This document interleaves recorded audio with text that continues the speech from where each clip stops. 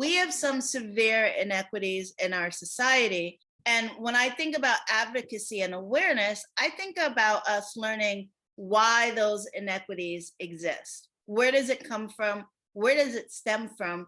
And how can we, and what can we do to advocate for change? And what can we like literally do outside in our neighborhood to make change? That is where my passion for it stems from. I grew up in a very low income area. I moved back to New York a couple years ago and I work for a very affluent school. And it's my one way of figuring out, why does this school have this, but this public school doesn't? Like, let's talk about that and let's help make change.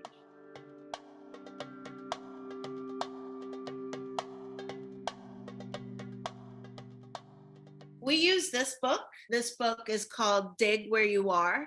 You know, with us being quarantined and on lockdown over the last year, I felt like this was an excellent book because this is like, okay, you can't travel. Not that you should always have to travel to go serve and volunteer.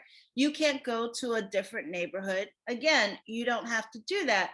This gives really great examples about how people noticed a lack of something in their own environment and went out to make change. And this is people from living in India to living in Washington, D.C. Like, it's all over the place.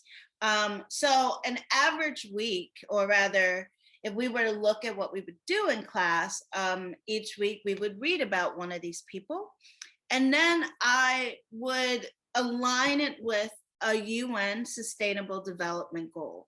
And there's 18 goals, and the idea is that we reach them by 2030. Some of that can happen, some of that can't happen. Of course, the pandemic has set us back hugely, but how can we help in our backyard make effective change towards the lack of clean water, towards poverty, towards no food, towards healthcare, towards education?